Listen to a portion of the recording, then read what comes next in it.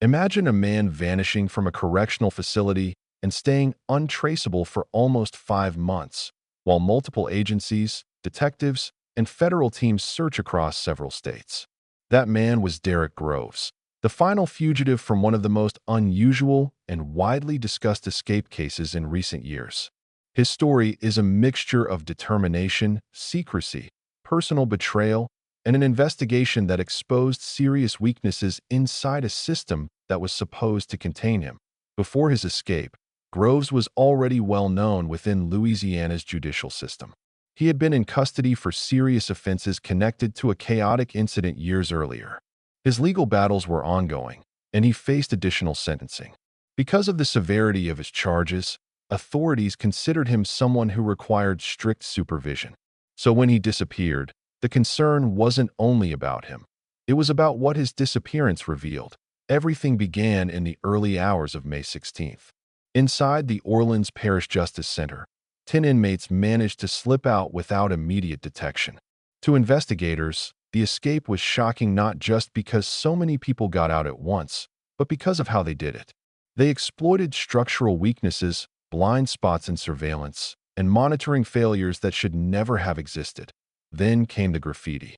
Short, mocking messages left behind by the escapees, taunting the facility, questioning its integrity.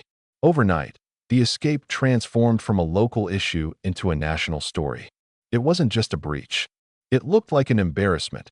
Within hours, law enforcement launched a massive manhunt.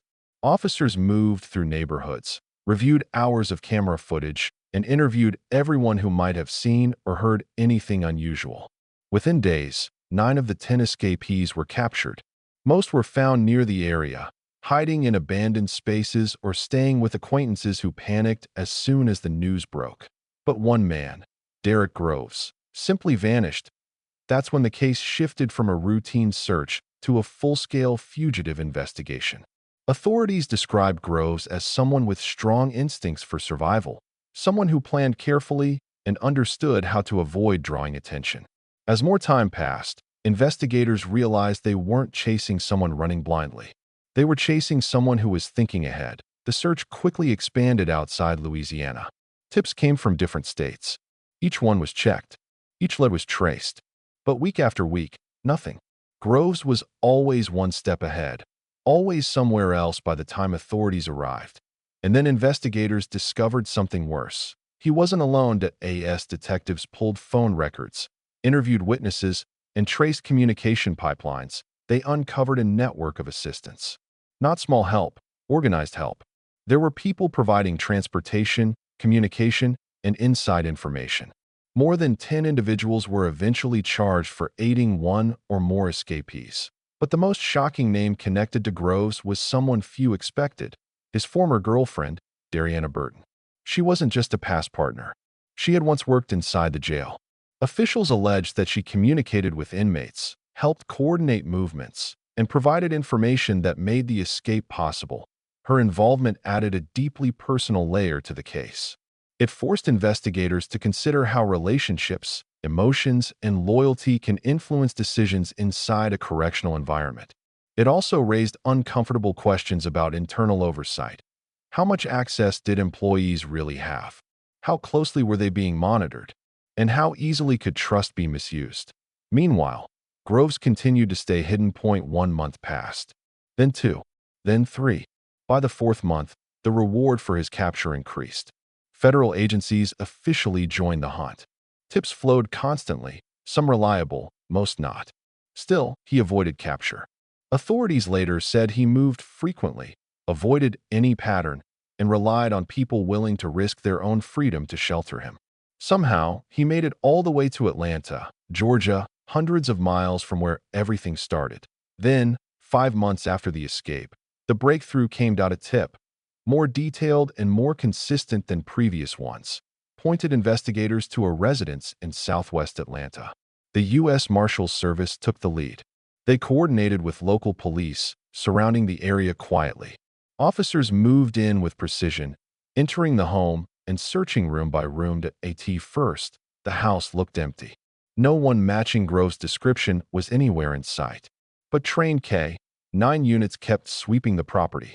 Eventually, they alerted officers to a concealed section of the home, a tight, hidden space behind a set of boards. Inside that cramped hiding spot was Derrick Groves, shirtless, exhausted, and fully aware that the run was over. Even during his arrest, investigators described him as a mixture of defiant and resigned, as if he knew he'd stretched his luck as far as possible. Inside the home, officers found items showing he had started building a temporary routine. Nothing sophisticated, but enough to survive with the support of people around him. But the story didn't end with his capture. Detectives kept digging into the network that helped him stay hidden. Phone logs were examined. Travel patterns were mapped. Messages were analyzed. More arrests followed, as officials focused on accountability. The escape wasn't just about the inmates. It was about the people who enabled them. And authorities were determined to close every gap. As the investigation continued, one thing became clear.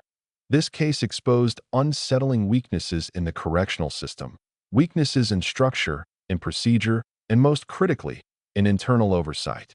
Audits later revealed gaps in surveillance, communication failures, and staff vulnerabilities that required immediate reform. Training was updated, procedures were tightened, and the escape became a case study used across multiple agencies. What made Groves' story so significant wasn't the complexity of the escape itself. It was the combination of insider help, system weaknesses, and a determined fugitive who knew how to use both. It demonstrated how even a small vulnerability can become a major failure in the hands of the right person. Today, Groves is back behind bars, now facing new charges tied directly to the escape and to the months he spent on the run. His return marked the end of a long, exhausting manhunt, but not the end of the lessons it taught. The Derrick Groves case is now remembered as a story of persistence, betrayal, systemic flaws, and the relentless reach of law enforcement. It's a reminder that freedom gained the wrong way is always temporary. And no matter how long the escape lasts, every run eventually reaches its final day.